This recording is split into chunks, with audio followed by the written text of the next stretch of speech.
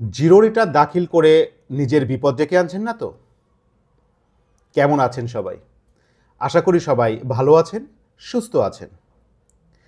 আজ আমি কথা বলতে চলেছি জিরো রিটার্ন দাখিলের বিপদ সম্পর্কে।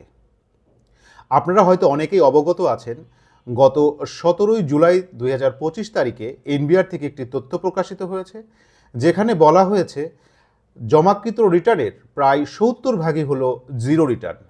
অর্থাৎ ওনারা কোনো প্রকার কোনো করের আওতায় পড়ছেন না বা দিচ্ছেন না। এবং এর মধ্যে একটি বড় অংশই রয়েছে যারা কোনো আয়ের তথ্য পূরণ করছেন না। সম্পদ এবং দায়ের তথ্য বাদই দিলাম।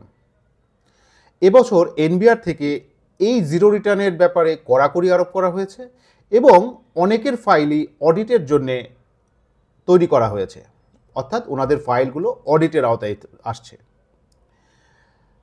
আমি এমন অনেককেই দেখেছি ওনারা যথেষ্ট সামর্থ্যবান এবং ওনাদের যথেষ্ট সম্পদ থাকা সত্ত্বেও ওনারা জিরো রিটার্ন দাখিল করছেন এবং অনেকেই কোনো প্রকার আয় শো করছেন না। অনলাইন পদ্ধতিতে রিটার্ন দাখিল অ্যাভেলেবেল এবং কোনো ডকুমেন্ট সাবমিটের প্রয়োজনীয়তা না থাকলেও দেখা যাচ্ছে যে ওনারা জাস্ট কিছু বেসিক ইনফরমেশন দিয়ে ওনার রিটার্নটি পূরণ করছেন এবং জমাদান করছেন। জমাদানের পরবর্তীতেই ওনারা দেখা যাচ্ছে রিটার্নের সাবমিট করার পরেই ওনারা সার্টিফিকেটটি পেয়ে যাচ্ছেন এবং ওই সার্টিফিকেটের মাধ্যমে ওনাদের যে পারপাসগুলো ছিল, অর্থাৎ সঞ্চয়পত্র কেনা বা এফডিআর করা বা ব্যাংকে দেয়া বা ব্যবসায়িক কাজ, সমস্ত কাজই ওনারা ওই সার্টিফিকেট দিয়ে করতে পারছেন। সুতরাং ওনারা স্বাভাবিকভাবে ধরেই নিচ্ছেন যে এই সার্টিফিকেট যেহেতু উনি পেয়েছেন, সুতরাং ওনার ট্যাক্স রিটার্নের দায়িত্ব শেষ হয়ে গেছে। কিন্তু বিষয়টি আসলে তা নয়। একটি ট্যাক্স রিটার্ন হলো আপনার পুরো বছরের ফিনান্সিয়াল ট্রানজ্যাকশনের একটি সামারি। এখানে যদি আপনি যথাযথভাবে সমস্ত কিছু পূরণ না করেন, তাহলে নির্দিষ্ট সময় পরে যে কোনো সময় আপনার ফাইল অডিটে পড়তে পারে এবং আপনি অযথা হয়রানির সম্মুখীন হতে পারেন।